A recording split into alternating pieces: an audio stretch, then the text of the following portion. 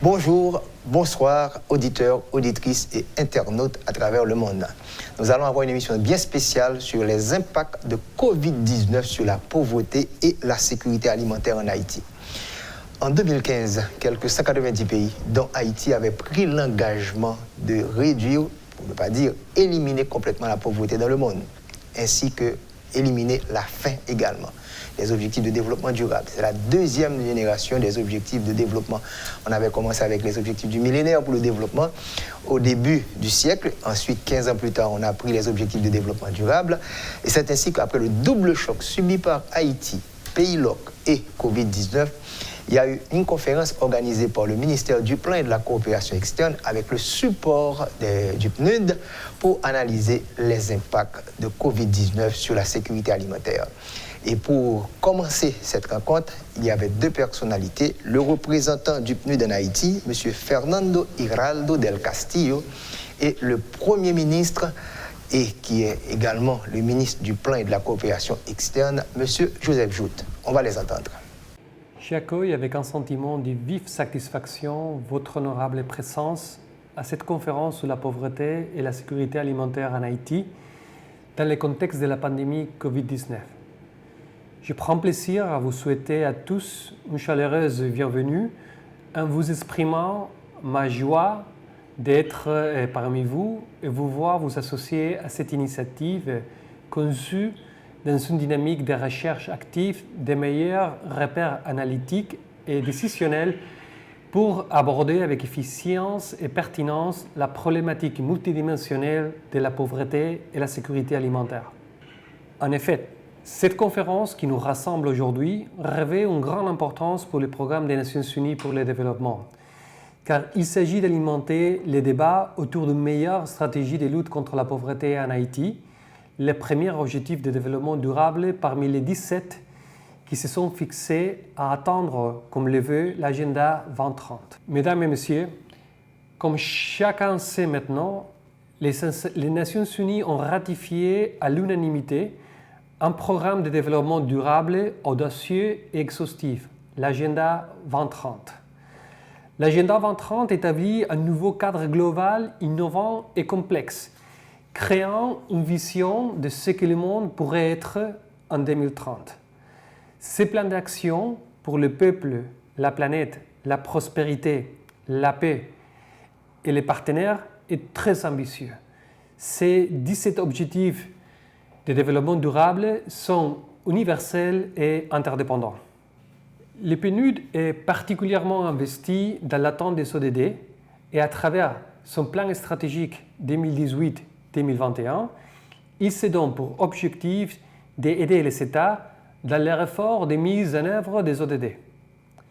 C'est dans ce contexte que le PNUD appuie le ministère de la Planification et la Coopération externe dans la réalisation de cette conférence débat axée sur l'objectif de développement durable numéro 1, qui consiste, comme on le sait tous, à éradiquer la pauvreté sous toutes ses formes, et l'objectif de développement durable numéro 2 pour l'élimination de la faim. Les analyses continues dans le nouveau rapport mondial sur le développement humain du PNUD établissent un diagnostic de la situation et présentent aux décideurs le choix de renverser les facteurs systémiques qui génèrent les inégalités croissantes. En particulier, ces rapports documentent comme il est possible d'éliminer simultanément les privations extrêmes tout en donnant à chacun les moyens de vivre dignement, de gérer les retombées du réchauffement de notre planète et de bénéficier de nouvelles innovations. En d'autres termes, ces recommandations vont dans le sens d'un modèle économique qui travaille pour le bien-être collectif et non plus pour une petite minorité de privilégiés. Éradiquer la pauvreté sous toutes ses formes demeure l'un des plus grands défis de l'humanité. Si le nombre de personnes vivant dans l'extrême pauvreté a diminué de la moitié entre 1990 et 2015, une trop grande part de la population mondiale peine toujours à subvenir à ses besoins fondamentaux.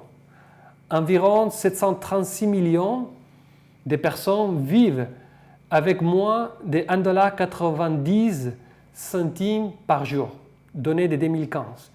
Et le nombre de personnes n'ayant pas d'accès à la nourriture adéquate, à l'eau potable et à des installations sanitaires décentes reste bien trop élevé. D'autre part, la faim continue de freiner le développement de multiples pays.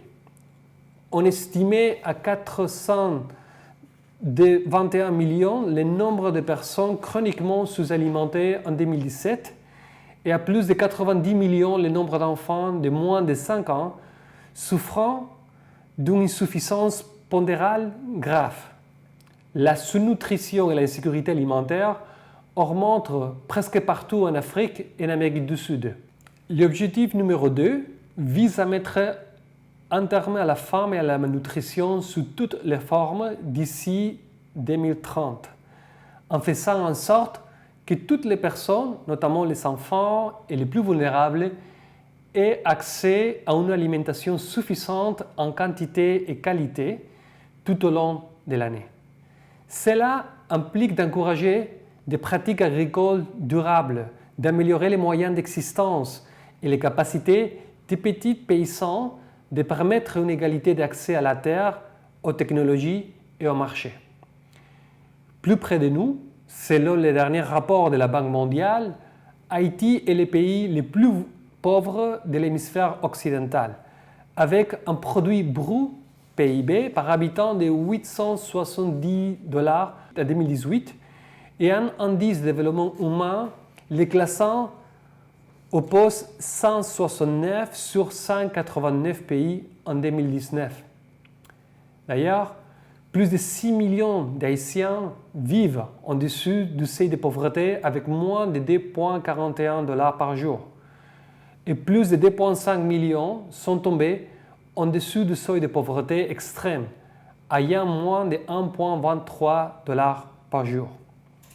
En 2019, le pays a fait face à une dépréciation monétaire rapide, près de 30%, des taux d'inflation élevés, près de 20%, ainsi qu'une contraction du PIB estimée à 0,5%. Mesdames, Messieurs, la pandémie de Covid-19 vient aggraver la crise humanitaire, économique et des droits de l'homme en Haïti et exacerbe les vulnérabilités existantes, poussant davantage des personnes dans la pauvreté. Si une action immédiate est nécessaire pour répondre aux besoins sanitaires et humanitaires d'Haïti, il convient également de poursuivre des efforts pour continuer à promouvoir le développement durable et à renforcer la résilience du pays face au choc futur. Ainsi, un appel est lancé à tous les acteurs à assurer un accès humanitaire rapide, sûr, complet et sans entrave, ce qui est plus nécessaire que jamais pour faciliter la réponse à la pandémie. Le PNUD encourage le ministère de la Planification et de la Coopération externe à mettre l'accent sur les engagements d'Haïti par rapport à l'agenda 2030, les 9 ODD prioritaires, la feuille de route et les plans d'action pour la mise en œuvre des ODD. Cette conférence, réalisée sous le leadership du ministère du Plan et de la Coopération externe, sera donc l'occasion pour vous, les acteurs du changement, de discuter, de réfléchir sur les solutions à envisager pour éradiquer la pauvreté et éliminer la faim. Il s'agit également pour le PNUD et ses partenaires d'une étape importante dans le processus d'accélération de la mise en œuvre des ODD en Haïti. La présence de représentants de nombreuses institutions nationales est une preuve de leur engagement pour les ODD, notamment l'attente des ODD numéro 1 et numéro 2. J'espère vivement que ce travail collaboratif et de construction entre les partenaires des horizons variés et les efforts mutuels qui seront déployés au cours de cette journée nous permettront d'avoir des idées nouvelles à la poursuite de la éradication de la pauvreté et l'élimination de la faim. Pour finir, je voudrais remercier notre partenaire dans l'organisation de cette conférence, du ministère du Plan et de la Coopération externe.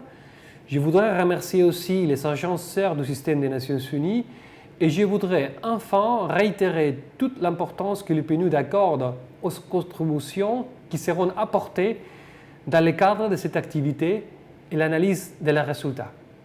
Je vous remercie pour votre attention.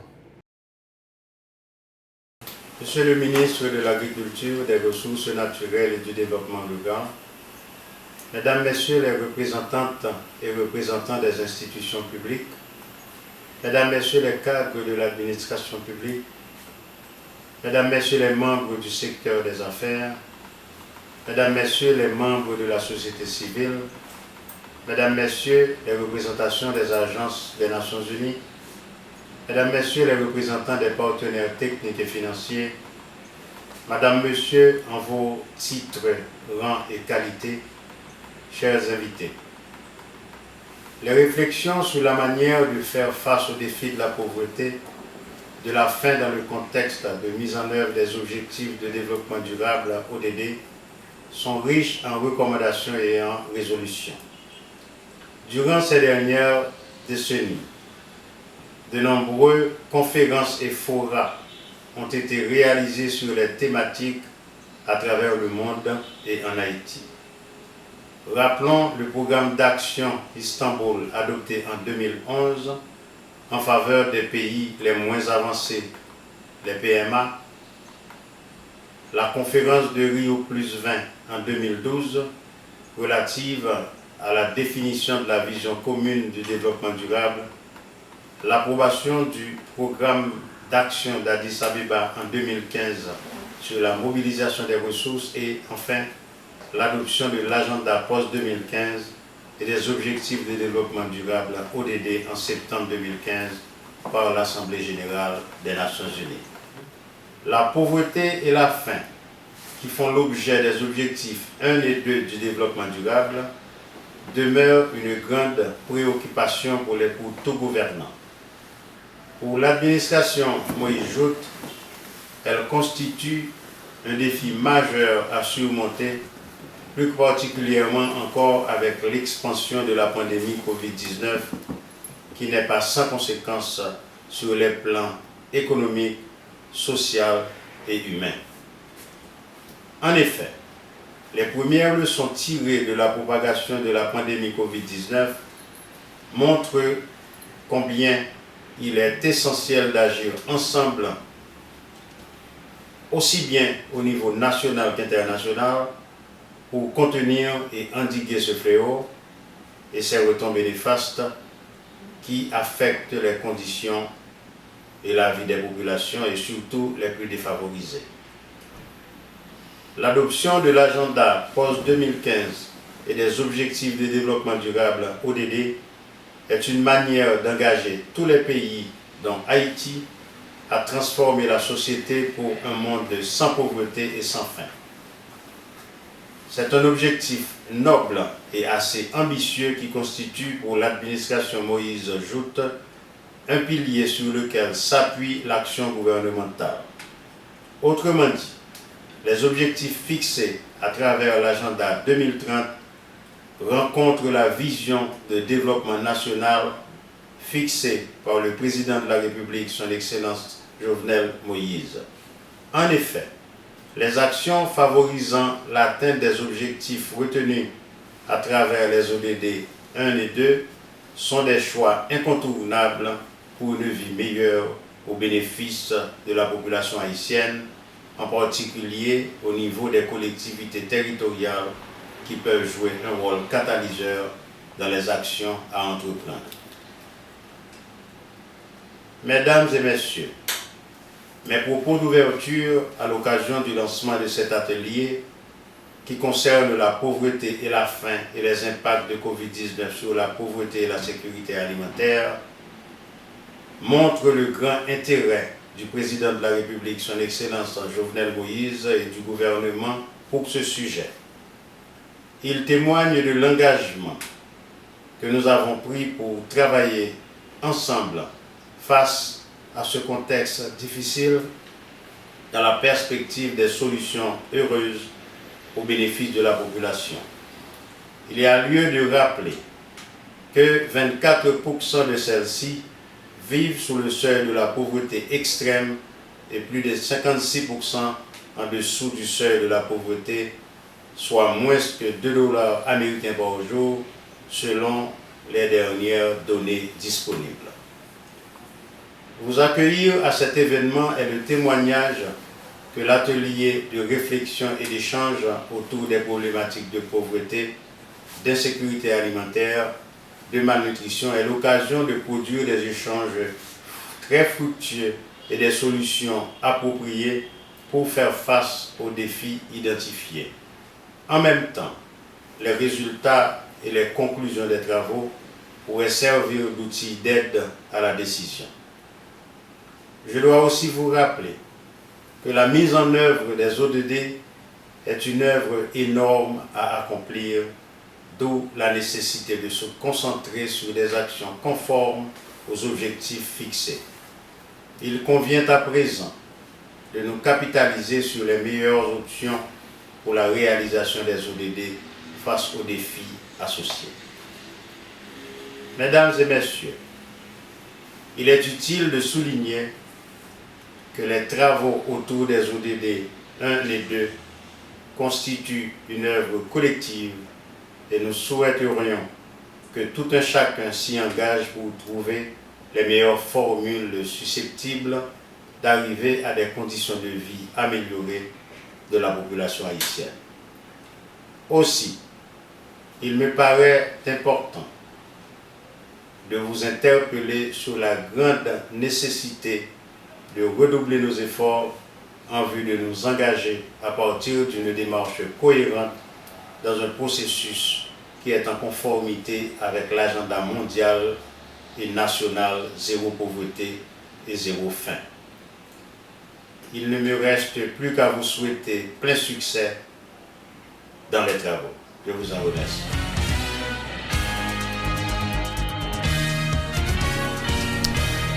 Après les propos de circonstance, il revenait maintenant à Mme Stéphanie Zibel, qui est la numéro 2 du PNUD en Haïti, qui allait faire la contextualisation, parce que vous savez, la COVID-19 a eu un impact négatif sur tous les pays, les plus avancés, les moins avancés, n'en parlons pas, les pays à faible revenu comme Haïti, et elle a fait la contextualisation avec Mme Zibel.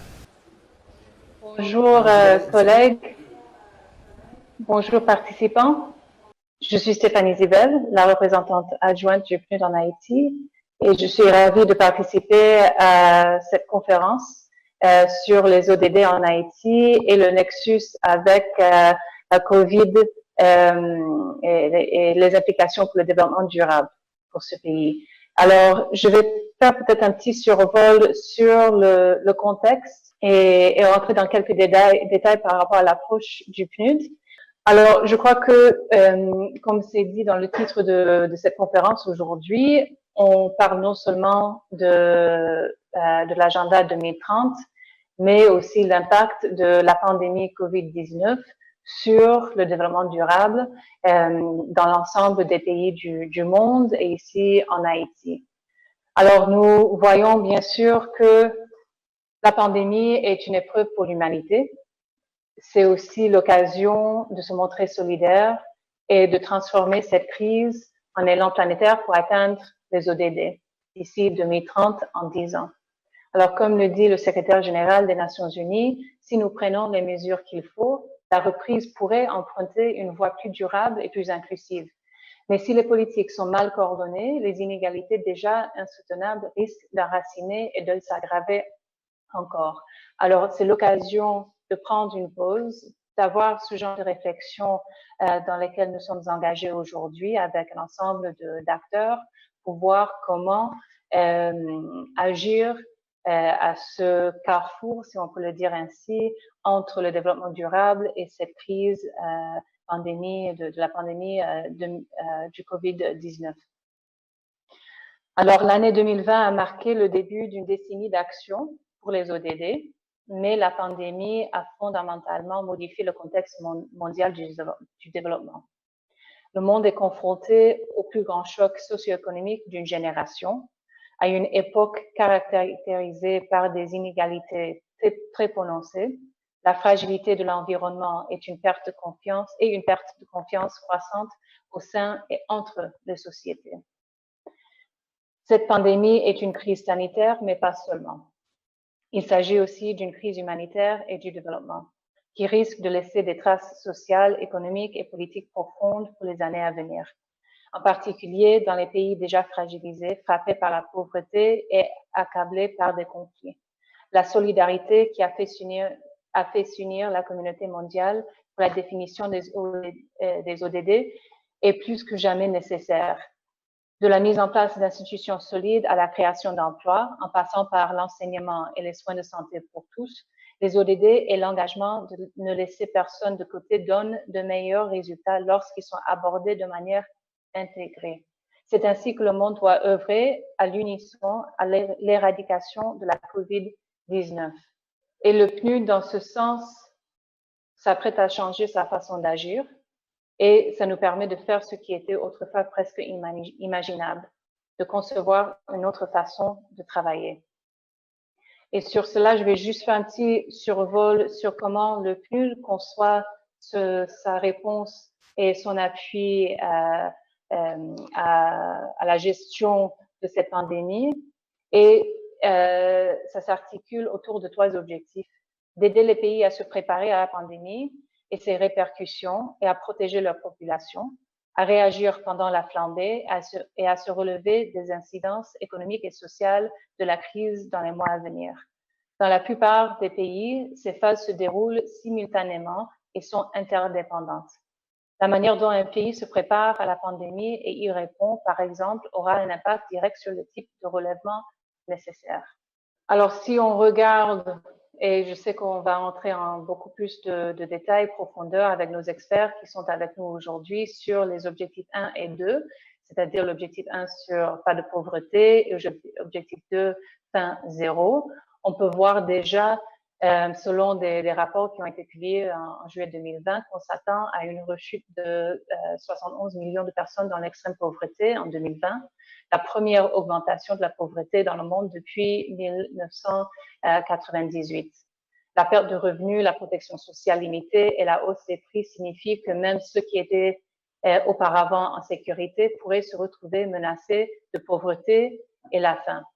Et par rapport à l'objectif 2, faim zéro, selon un rapport publié par la FAO, et nous avons avec nous quelques collègues de la FAO, actuellement environ 820 millions de personnes sont en situation de faim chronique dans le monde, et ce qui signifie qu'elles n'ont pas suffisamment d'apports caloriques pour mener une vie normale.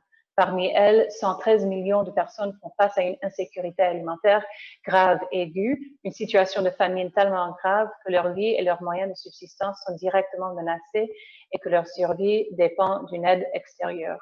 Alors, si on prend cette photo et on fait un zoom sur Haïti, on peut voir que la pandémie du COVID-19 aggrave la crise humanitaire, économique et des droits de l'homme en Haïti et exacerbe les vulnérabilités existantes, poussant davantage de personnes dans la pauvreté, comme ça se fait ailleurs dans le monde. Il y a un besoin urgent d'action immédiate pour répondre aux besoins sanitaires et humanitaires en Haïti. La famine risque de frapper 4,6 millions d'Haïtiens en 2020, selon les chiffres de l'ONU, et près de 35% de la population haïtienne avait déjà besoin d'une aide alimentaire d'urgence avant la crise Covid. Il faut encourager davantage des pratiques agricoles durables, améliorer les moyens d'existence et les capacités des petits paysans, permettre une égalité d'accès à la terre, aux technologies et au marché. Il faut poursuivre les efforts pour continuer à promouvoir le développement durable et à renforcer la résilience du pays face aux chocs futurs. Et le MPCE met l'accent sur les engagements d'Haïti par rapport à l'agenda 2030, et les 11 ODD prioritaires pour ce pays et la feuille de route et plan d'action pour la mise en œuvre des ODD. Alors, sans plus tarder, quelques réflexions autour de cette conférence sur l'intersection entre la pandémie COVID-19 et la pauvreté et la sécurité alimentaire, notamment les ODD 1 et 2. Et ça représente un pas important dans la bonne direction de concertation, de mettre tous les acteurs ensemble afin de profiter des expertises et de l'intelligence commune. Cette démarche favorise des débats entre les différents acteurs concernés sur les problématiques de pauvreté et d'extrême pauvreté, de l'insécurité alimentaire et de la malnutrition, et sur les politiques économiques et commerciales à adopter face à cette situation actuelle.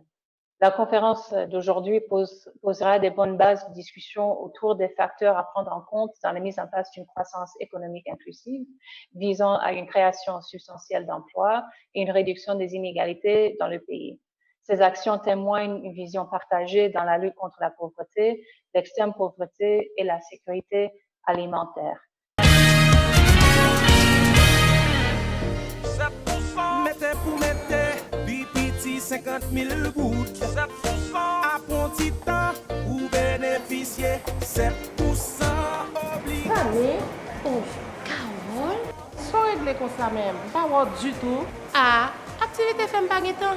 Au contraire, son petit temps prend là pour venir renouveler l'obligation BRH.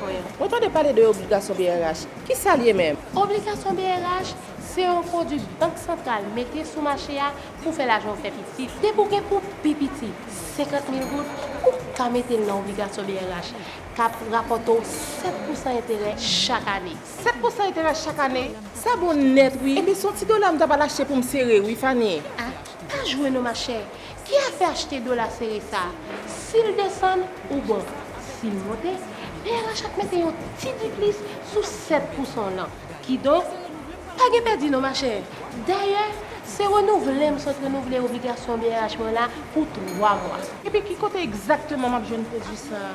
Ou besoin dans toute banque yo, à toute coopérative qui dans fédération yo, à dans l'autre institution financière yo.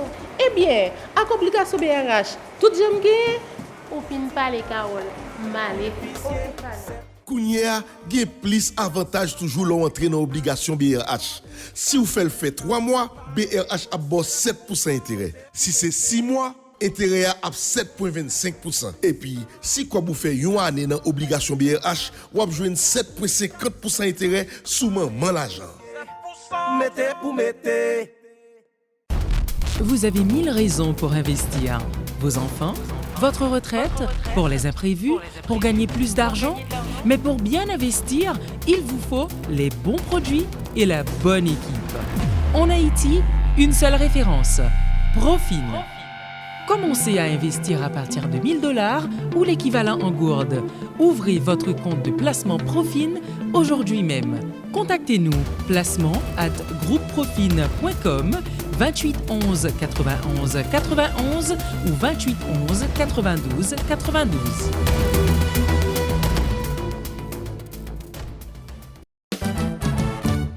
Les campés à côté, la défense intérêt, la fais affaire marché, toujours Jean ou tablé, ou toujours faire confiance, passer le bas performance, ou satisfait sans mode, l'op c'est client Sogé Bank, Sogé Bank, toujours bas côté mes amis, Sogé Bank, toujours bas côté, Sogé Bank, toujours bas côté mes amis, Sogé Bank, toujours bas côté, Sogé Bank.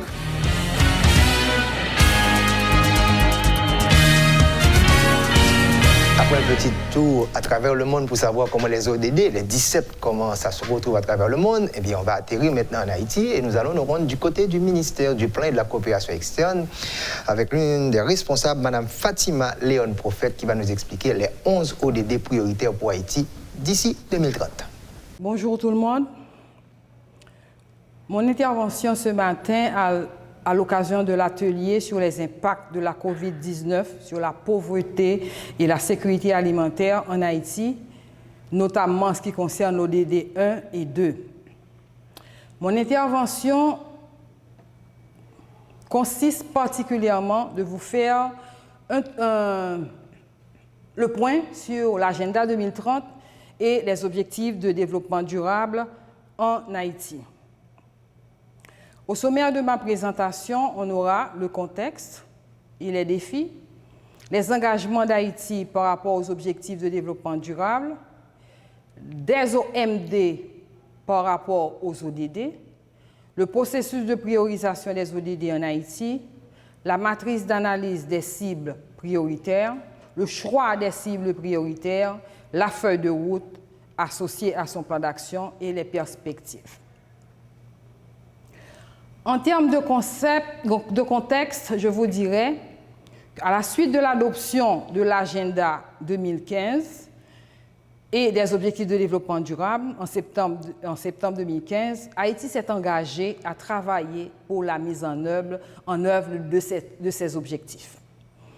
L'engagement d'Haïti, en fait, s'est exprimé à travers un document qui est la position de la République sur l'agenda global et qui indique que la stratégie nationale de développement sur le long terme, le PSDH, qui a été élaboré en 2012, prend en compte des OMD et aussi les préoccupations des thèmes qui se retrouvent dans l'agenda 2015 des Nations Unies, des objectifs de développement durable. Je vous dirais en fait que les orientations et les choix de développement qui se déclinent à travers les 4 fondations du PSDH sont en harmonie aux objectifs visés par les objectifs de développement durable. Plus précisément, les ODD prioritaires sont en cohérence aux orientations de développement national, non seulement sur le long terme, mais également sur le moyen terme et se retrouvent dans les priorités d'intervention de l'administration Moïse. Les objectifs de développement durable seront mis en œuvre à travers des défis majeurs que le pays fait face. Nous avons une utilisation désordonnée du territoire, des institutions faibles et fragiles, une croissance économique faible durant ces dernières années, une insécurité alimentaire préoccupante, des conditions d'habitat précaires et une situation de sous-emploi et de chômage, et des services sociaux insuffisants par rapport aux besoins. Voilà quels sont les défis auxquels nous aurons à faire face durant ces 15 dernières années d'ici 2030 pour l'atteinte des objectifs de développement durable en Haïti. Comme je vous le disais, il fallait qu'Haïti travaille pour la mise en œuvre des objectifs de développement durable. Comment a avancé le processus? Au début de 2016, un comité interministériel devant assurer la coordination du processus a été mis en place, où les aspects économiques seraient traités par le ministère des Affaires étrangères et la dimension technique par le ministère de la Planification et de la Coopération externe. Il y a eu beaucoup de travaux, d'échanges, de réflexions et de discussions autour des objectifs de développement durable à retenir. C'est ainsi qu'on a eu plusieurs ateliers avec les ministères sectoriels, les différents acteurs en termes de développement. Lors de ce processus également, on a eu l'appui des Nations Unies avec la mission MAPS, communément appelée MAPS, qui est une mission qui consistait à analyser avec nous l'intégration, l'accélération et les appuis aux politiques publiques qui nous permettraient une bonne intégration des objectifs de développement durable dans le processus de planification, de programmation, de budgétisation et encore mieux du suivi, évaluation des politiques. On a eu également un appui avec le Programme des Nations Unies pour le développement, le PNUD, où on a eu les premiers résultats dans le cadre de ces priorisations à partir d'une matrice d'analyse pour la priorisation des ODD et une matrice pour la priorisation des ODD avec le bureau du coordonnateur des Nations Unies. À partir de là, on a eu à prioriser les objectifs de développement durable qui sont en cohérence aux objectifs et aux choix de développement national. Normalement, la COVID-19 a tout aussi impacté sur les objectifs de développement durable priorisés. Nous avons là les 11 objectifs de développement prioritaires et leurs impacts. Il y a l'objectif 1 et 2 qui concerne justement l'atelier de ce matin. L'objectif 3, la question de la santé. L'objectif 4, l'éducation. L'objectif 5, la question d'égalité de genre. L'objectif 6, notamment la question de l'alimentation en eau et l'assainissement. L'ODD 7, c'est qui concerne l'accès à tous à des services énergétiques fiables et à un coût abordable. Et l'ODD 8, qui concerne la croissance économique. L'objectif 9, qui concerne la promotion d'une industrialisation qui profite à tous. L'objectif 13, qui prend en compte l'urgence pour la lutte contre les changements climatiques. Et l'objectif 16, qui concerne la mise en place d'institutions efficaces, fortes sur l'ensemble du territoire et accessibles à tous. Mais pour la mise en œuvre de ce processus, pour la mise en œuvre des objectifs de développement durable en Haïti, il y a une feuille de route qui a été élaborée dans ce cadre. Cette feuille de route sert de guide d'orientation pour la mise en œuvre des objectifs et porte sur des étapes à accomplir dans le temps et des phases à suivre pour les actions dans le cadre de cette mise en œuvre. Et cette feuille de route trace et présente les activités retenues pour l'appropriation et la mise en œuvre du programme. Elle permet au gouvernement de piloter et de coordonner le processus, de mobiliser toutes les institutions publiques, la société civile, le secteur privé, les partenaires au développement autour des choix retenus, faciliter la concertation, l'harmonisation des interventions des différentes parties, servir d'outils de dialogue avec les partenaires au développement dans ce processus. Et à cette feuille de route est associé un plan d'action. Ce plan d'action comporte 5 axes. Le premier axe, c'est le cadre de gouvernance de la mise en œuvre des ODD. Le deuxième axe, c'est le plaidoyer et la communication autour des ODD. Le troisième, c'est la sensibilisation. Et un quatrième axe qui est vraiment essentiel, c'est l'intégration des objectifs de développement durable retenus dans la planification, la programmation, la budgétisation.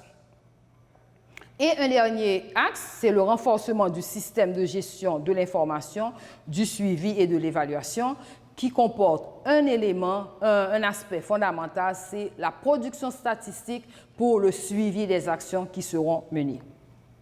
En termes de perspective, comme je vous le disais, on a retenu les objectifs de développement durable prioritaires. On a identifié certaines cibles, comme je vous le disais, environ 54 cibles.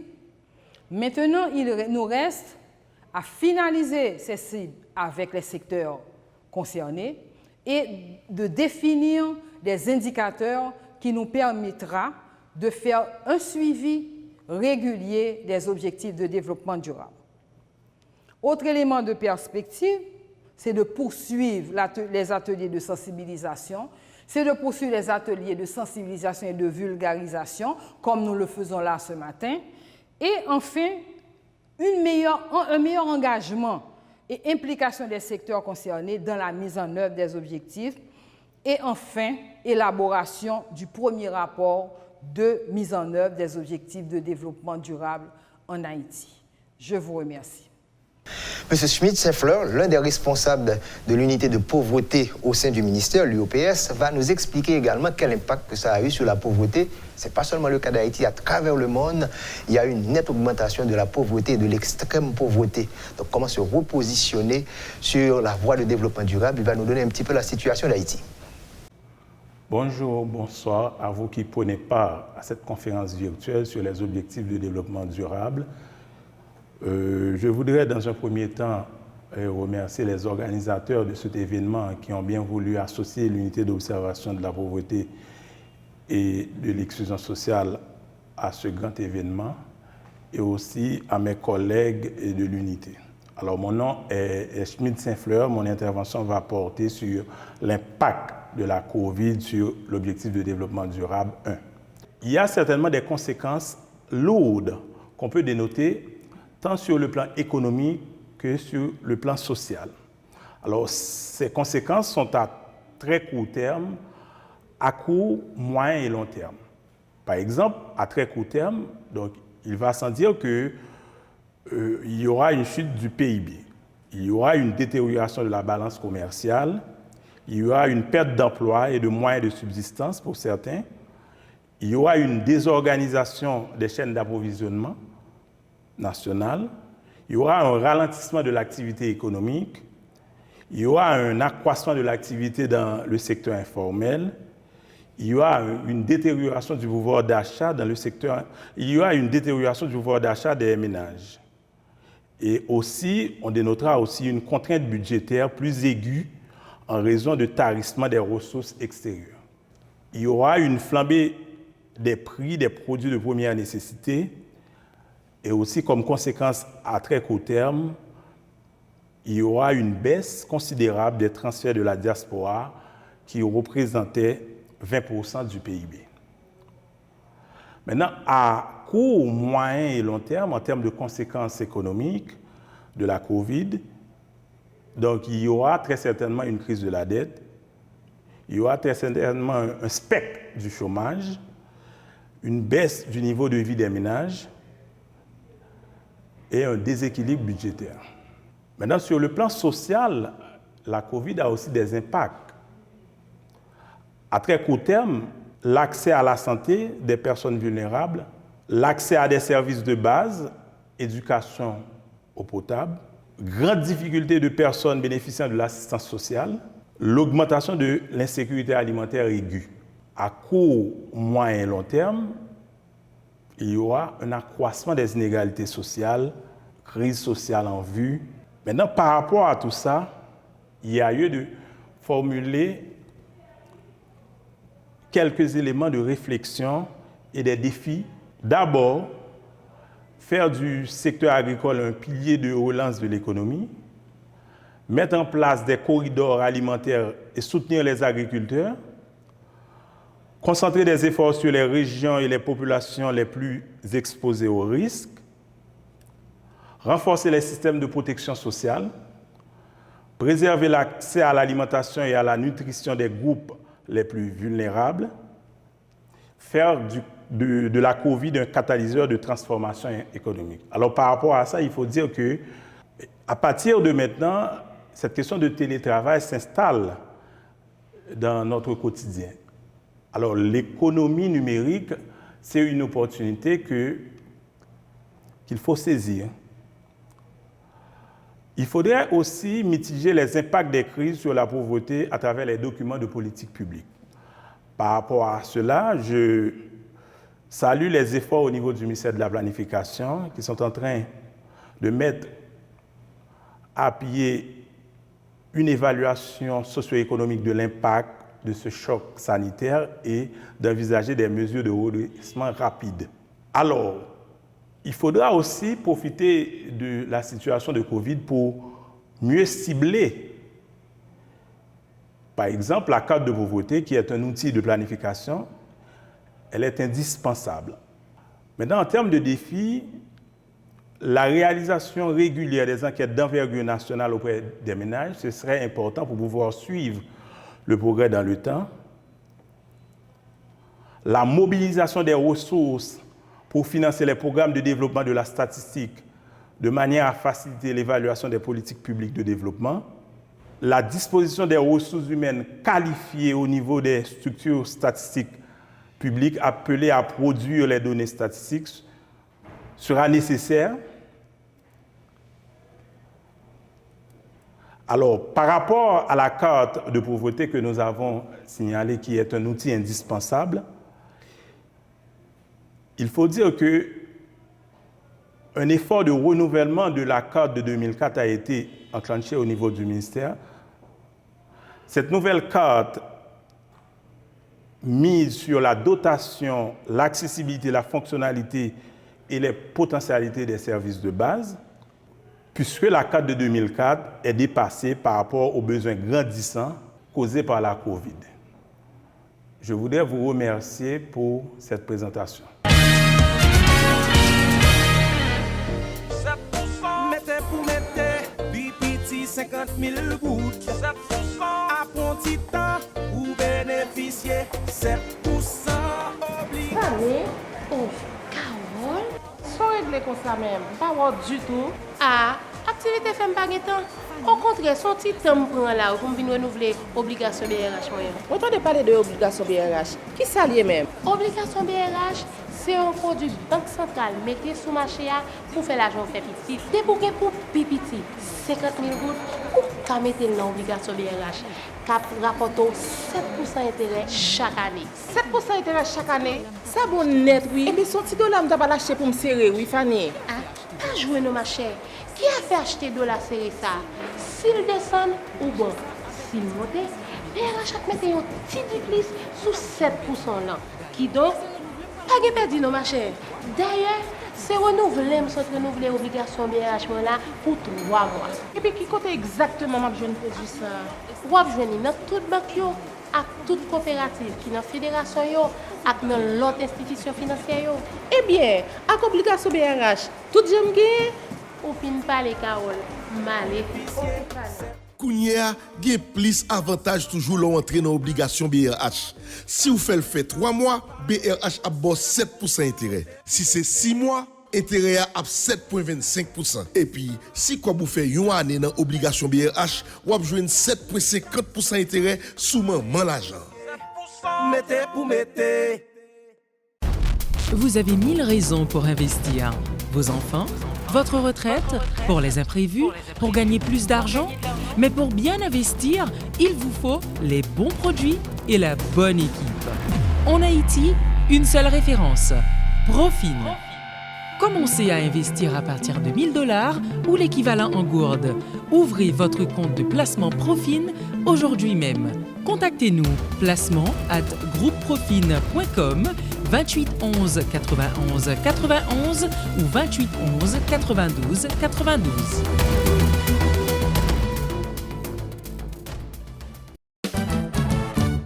Les campés à côté, la défense était là, la fais à faire marcher, toujours Jean ou tablé, ou toujours faire confiance, passer le bas aux performances, ou satisfait sans mode, l'op c'est client Sogé Bank, Sogé Bank, toujours bas côté mes amis, Sogé Bank, toujours bas côté, Sogé Bank, toujours bas côté mes amis, Sogé Bank, toujours bas côté, Sogé Bank.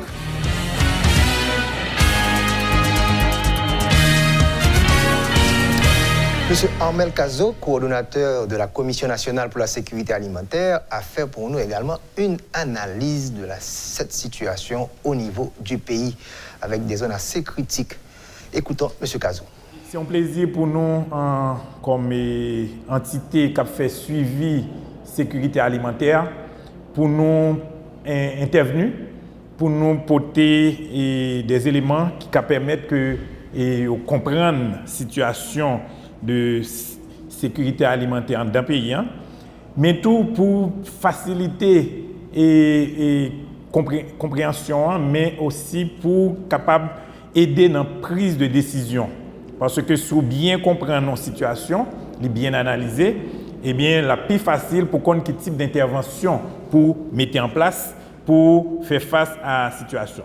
Pour nous faire ça, nous avons rapidement regardé une fonte historique pour nous regarder un ensemble de situations qui est habitué présenter. Nous avons commencé en 2018. 2018, depuis en mai-juin 2018, payant te connaît une situation une situation de sécheresse qui t'a occasionné et perte dans la production et dans la zone qui t'a fait production et notamment production printemps 2018 dans l'été et prend gros frappe et c'était déjà un premier frappe pour paysans en termes d'insécurité alimentaire, mais additionné à ça tu viens gagner à partir de juillet 2018, tu viens gagner premier le mouvement levé campé qui t'a gagné par le fait que tu as gagné une tendance pour te monter prix produits pétroliers. Ça t'a fait, c'est un gros choc parce que il t'a occasionné des manifestations et manifestations ça a été fait avec casse. Eh bien, il y a une usine, il y a des entreprises qui te prennent choc, tu es obligé de fermer, de te licencier des gens. Ça vient faire que, eh bien, nous vivons dans une situation qui était encore pire que pendant le cyclone Mathieu, parce que les pays n'ont pas relevé de situation cyclone Mathieu. Ça a continué toute fin année 2018 là, ces chocs sociaux politiques et année 2019 là, il pas épargné du tout. Année 2019 là, bah il a commencé. Presque toute année 2019 là, nous étions dans ça, il y aurait les phénomènes pays loc et pays loc ça a fait en pile dégâts sous payant sur le plan socio-économique et question sécurité alimentaire là, il était touché considérablement. Mais tout ça n'a dit nous pas pris en compte parce que la pandémie Covid là a fait parler de lui. Et ce n'est qu'en mars pour Haïti et que Covid là vient commencer à faire parler de lui en Haïti. Il a commencé à joindre les premiers cas de Covid. Il y a des mesures que le gouvernement a annoncées, mais tu mettais en application tout. Et parmi les mesures, c'est des mesures et m'ont demandé pour ne pas déplacer, trop pour porter masque, pour s'il n'est pas nécessaire, pas déplacer. Et là, ça a fait que gagner des mesures pour faire gagner des entreprises qui étaient obligées de fermer, notamment dans la sous-traitance. Et le secteur informel a été touché considérablement de ça tout, qui fait que nous connaissons plus de monde qui viennent, et par rapport à ça, nous avons déjà, qui viennent dans une situation d'insécurité alimentaire. Et par rapport à Covid là. Mais pendant qu'on a parlé là, nous n'avons pas qu'à avoir chiffre exact. Parce que ce n'est que dans le mois de juillet, nous faisons enquête et nous en phase côté nous analyser données d'enquête nous faisons évaluation dans tout le pays, nous avons analysé et dans fin et mois d'août nous avons gagné des données précises qui pour nous partager et qui montrer ampleur situation et nous avons tout indiqué le chemin pour qui t'apprend en termes d'intervention pour faire face à ça. Mais tout ça n'a dit là, on a parlé de insécurité alimentaire aiguë qui vient suite à un choc. Mais nous connaissons nous tous qui là, nous sommes censés connaître que pays sont pays qui gagnent un bon niveau de pauvreté là-dedans. Pauvreté extrême, c'est autour de 25%. Pauvreté globale, c'est autour de 60%. Ça veut dire que les gens qui vivent dans la pauvreté, et surtout les gens qui vivent dans la pauvreté extrême, ils ont de grandes difficultés pour réunir les conditions pour la sécurité alimentaire. Mais par rapport à Covid, nous analysons la question Covid, nous voyons que ce soit pendant Covid ou après Covid, situation difficile. Et surtout, l'on sorti dans urgence sanitaire, ou une urgence, ou un problème socio-économique, ou un problème de relance économique. Donc, pour faire tout ça, il y a un ensemble de mesures pour prendre. Donc, parmi l'ensemble de mesures pour question Covid, nous pensons que gagner toute la question de rééquilibrage macroéconomique pour freiner la hausse des prix. Gagner une politique de revitalisation petites et moyennes entreprises, parce que ce soit pays local ou Covid, il asphyxier un ensemble de petites entreprises. Et il y a des enseignements que nous tirons de Covid, ils montrent nous faut nous gagner de politique d'autosuffisance alimentaire, même si nous n'avons pas autosuffisants dans tout produit que nous avons consommé, mais il y a un ensemble de produits que nous sommes autosuffisants là-dedans, payant prêter à ça, donc il faut nous travailler. Et politique de récupération d'emplois, et services de proximité pour mettre en place. Et tout ça doit être fait dans gens pour articuler problèmes conjoncturels qui viennent suite à choc et problèmes structurels que le pays a fait face. Donc, nous-mêmes dans le CNSA, nous sommes là, c'est une instance qui est là pour aider à la prise de décision. Donc, nous avons un ensemble d'analyses que nous faisons, nous avons un ensemble de documents que nous produisons, et notamment nous aider dans produits et documents politiques sous sécurité alimentaire, souveraineté alimentaire et nutritionnelle. Nous produisons des plans départementaux de sécurité alimentaire et nutritionnelle. Donc, tout ensemble de documents, de politiques et de plans, ils sont en place. Donc, nous sommes prêts pour nous partager avec tout le monde et nous demander et toute instance qui concerne eux pour faire cas de ensemble de documentation, de documents, parce qu'ils ont montré des voies à suivre pour retirer le pays dans la situation et en tout cas pour diminuer le poids que question pauvreté, question insécurité alimentaire, question nutrition gagnée sous pays, que ce soit suite à un choc, mais tout question structurelle qui gagne dans le pays. Résoudre le problème de sécurité alimentaire, favoriser la production. Certainement, le gouvernement a un rôle extrêmement important à jouer en termes de politique publique, politique agricole, politique d'eau potable, tout ce qu'il y a comme environnement pour rendre le secteur beaucoup plus compétitif. Mais la chaîne de valeur est extrêmement importante. On a eu, en cette occasion, 2 personnalités du secteur des affaires et d'une ONG.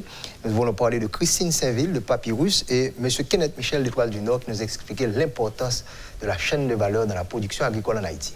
Sur lequel on essaie de travailler, c'est vraiment au niveau des marchés, c'est de créer et de fédérer ces marchés autour des produits locaux. Parce que finalement, c'est ça qui est aussi difficile quand on travaille sur une chaîne de valeur, c'est d'avoir un marché qui est concurrentiel. Un marché où il n'y a pas de concurrence déloyale, où les facilités, que ce soit fiscales, que ce soit d'importation, que ce soit de travail, sont équitables, sont équivalentes.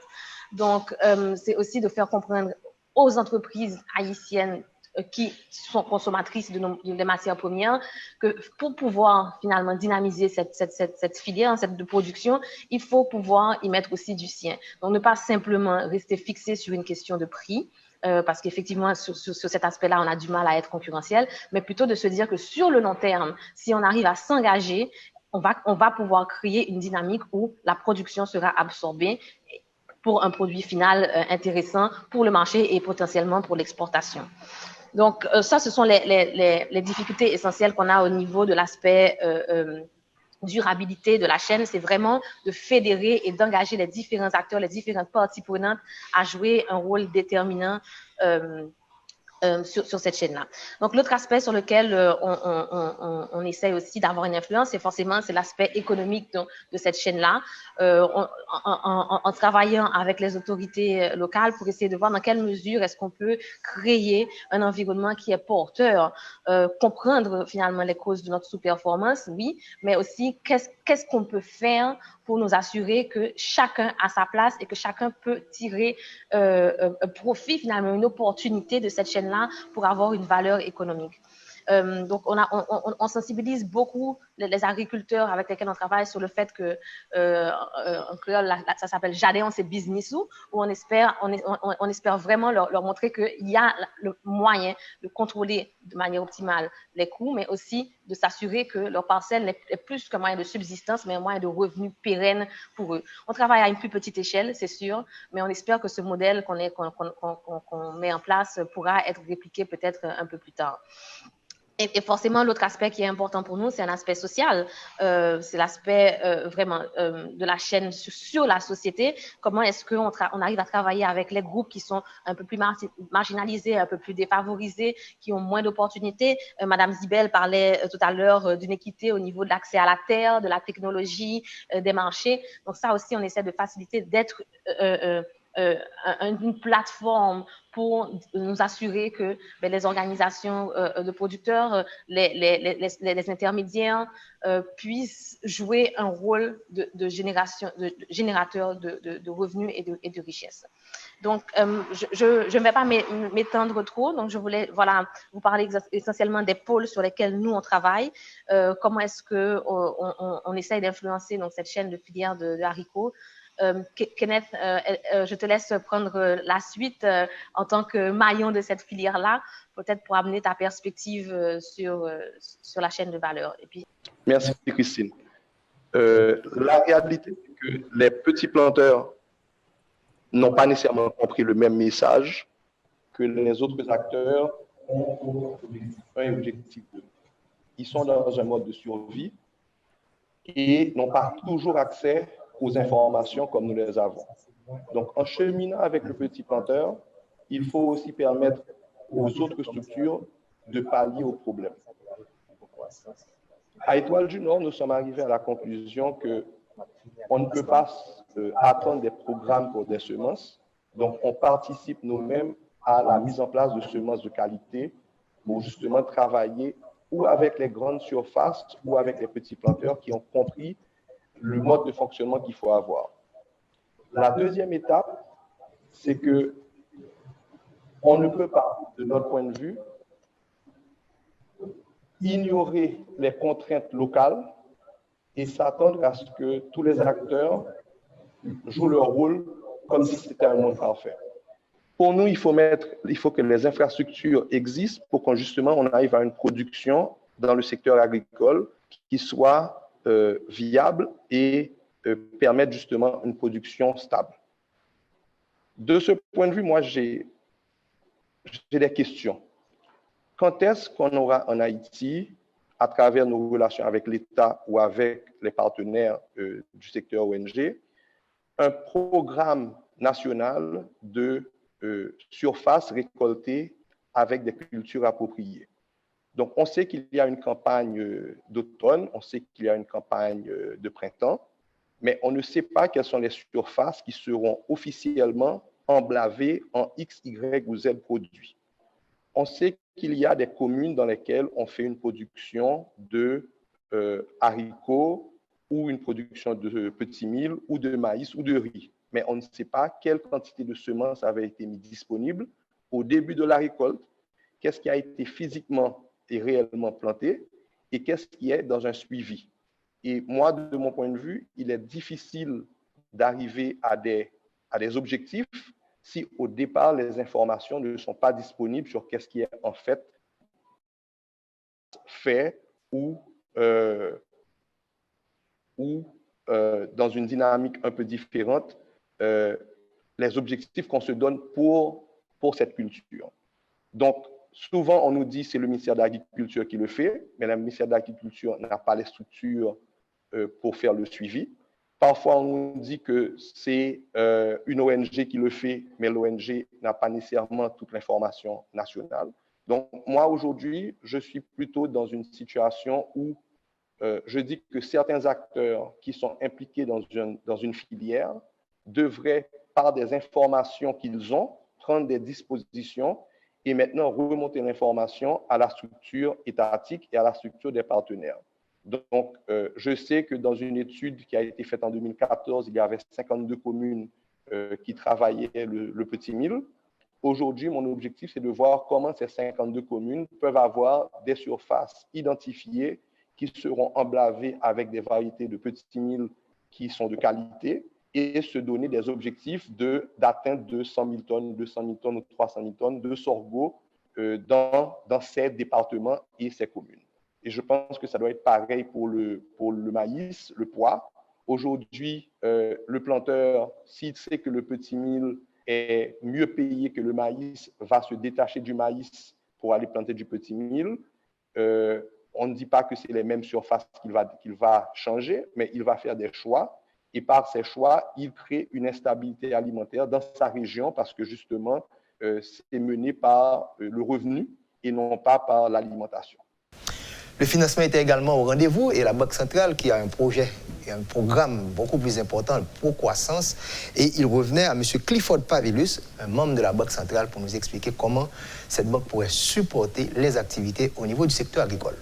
Dès fonds est tout petit, je crois que Smith Seffler a fait au départ, elle a parlé de l'impact COVID-19. COVID-19 a fait que bon ralentissement qui fait au niveau mondial de l'activité économique. Et ça a créé un ensemble un paquet de barres qui va faire que nous disons que les États-Unis vont entrer en récession. On a parlé de 32% de baisse de PIB. Haïti n'a parlé d'une baisse de 5% qui va atteindre. Mais qui rapport que ça gagne avec sécurité alimentaire et qui rapport que ça gagne avec pauvreté? Tout d'abord, si ma parle de sécurité alimentaire, moi simple, c'est grand goût. Ou pas bien manger. C'est parce que obligatoirement manger en par là. On va parler de origine manger, mais on va parler plutôt de est-ce qu'on a moyen pour bien manger? Est-ce qu'on a l'argent qui permet d'acheter manger? Est-ce qu'on mange qui permet de vendre tout plein et qui a l'énergie nécessaire pour capable vivre? et pas l'autre côté qui est capable de permettre que vous réussissiez à joindre ça, que le secteur primaire, là, agriculture principalement. COVID-19, là, il y a un bagage que le fait, et là, bah, nous avons leçon là, nous jouons que sur le plan international, pour y manger au baissé. De janvier à mai, ce bagage extraordinaire qui passe dans le monde, là, pour y manger, il a chuté de 11,17%.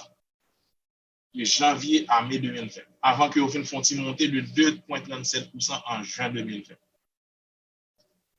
En glissement annuel, c'est-à-dire de mai 2019 comparé à mai 2020, en mai 2020, là, nous joignons que prix manger a chuté de 3,31%. On n'a pas parlé de prix manger, on a parlé surtout de céréales, viande, huile végétale, sucre.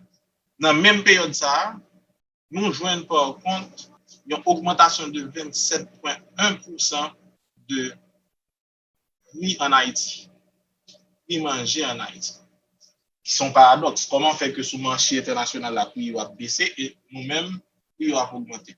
Peut-être que là, nous sommes capables de essayer un élément d'explication dans le taux de change qui a augmenté et nous, tout, dans le dernier bulletin que IHS a nous, évolution annuelle inflation, soit comparer produits importés avec produits que nous faisons la caille, produits que nous faisons la caille, ils ont plus bas que produits que nous importons. Mais COVID, le monde a impact que le gain sous une catégorie. Femmes qui représentaient 59% dans le commerce, dans l'informel, surtout. Femmes qui représentaient 73,8% de employés qui travaillent dans l'hôtel, restaurant. Avec COVID-19, là, puis l'hôtel obligé de fermer, donc, job bon ça yo à risque. Donc, secteur service là prend beaucoup avec COVID. Et mesdames, même si en Haïti, nombre de cas confirmés selon MSPP, mesdames représentent 41,8% seulement là-dedans. Donc, vous sentez que c'est monsieur qui puisse frapper par maladie, mais sur le plan économique, mesdames, prennent en pile. Mais quand là, si nous regardons ça, si nous prenons la question financement agricole là, on trouve que pour nous résoudre le problème de sécurité alimentaire, on est obligé à aller dans le secteur agricole. Généralement, on a tendance à parler de financement agricole, il y aurait crédit agricole. Crédit, c'est un moyen, c'est un outil que vous gagnez pour capable financer une entreprise. Mais ce n'est pas seul outil qui existe. On nous a dit que moins une entreprise agricole monter et me décider que bon, pas bien l'argent et me pas à le faire prêt la banque. Nous doit joindre une entreprise qui est spécialisée dans monter dossier pour attirer investisseurs, soit des institutions d'investissement, banque d'investissement, on va pas mettre banque devant nous, mais une institution qui connecte, qui est intermédiaire financier, qui connecte le monde qui a l'argent, le monde qui a besoin de l'argent. Vous mettez l'argent là, il même investir pour une entreprise, et puis la bonne dividende, la rapporte à partir du profit que l'entreprise va le faire. Ça, c'est une forme de financement. Et les membres regardent de façon que le secteur est très compliqué, je dis là. Très compliqué pour nous jeune crédit, surtout lié à l'agriculture, parce que nous trouvons que l'extrêmement risqué, etc. Mais bon, bah, toujours demander les banques commerciales, par exemple, ce sont les banquiers, ce sont des gestionnaires de risques. Risques de tous côtés. Donc, c'est réfléchir avec intelligence comment on est capable de surmonter le risque. Mais bon, ça, c'est un autre débat. Mais par contre, nous sommes capables d'essayer de créer d'autres mécanismes de financement qui sont capables de bénéficier aux agriculteurs. Parce que aujourd'hui, là, nous avons besoin de créer entrepreneurs agricoles dans le pays. Ça fait plus de 2 siècles que nous avons fait l'agriculture, mais nous avons fait l'agriculture de façon qui est très archaïque.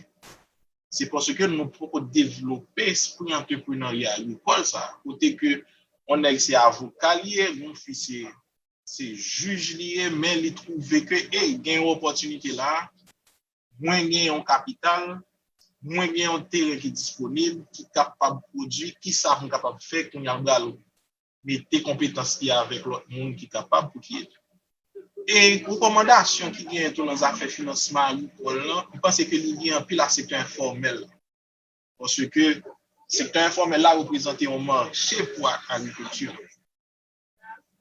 Nous pas qu'aujourd'hui on a parlé de développement agriculture sans que nous parlions marché pour nous.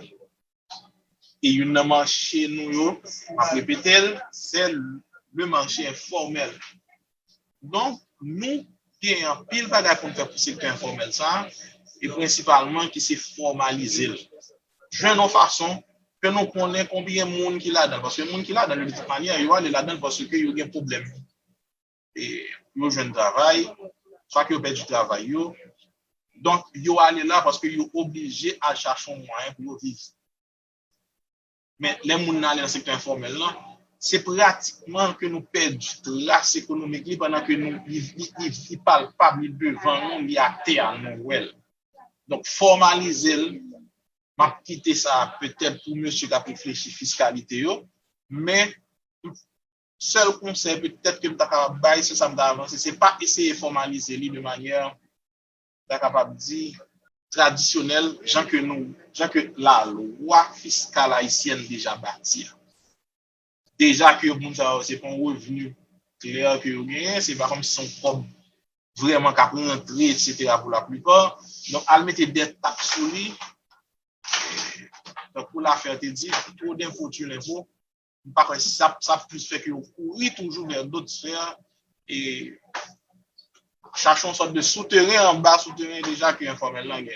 Mais tout ça que m'a dit là, vous n'êtes pas capable de faire sans un cadre macroéconomique côté que nous connaissons vraiment côté nous aller. Nous connaissons que nous allons développer l'agriculture là, mais nous ne sommes pas capables de faire à la fois du riz, maïs, pois, pitimi, banane, yam, zavoka, mango, nous ne pouvons pas faire tout ensemble. Il faut que déjà nous choisissions qui produit que nous allons exploiter. Il faut que nous décidions sur quelle période que nous allons faire. Sur 10 ans, 15 ans, 20 ans, 50 ans.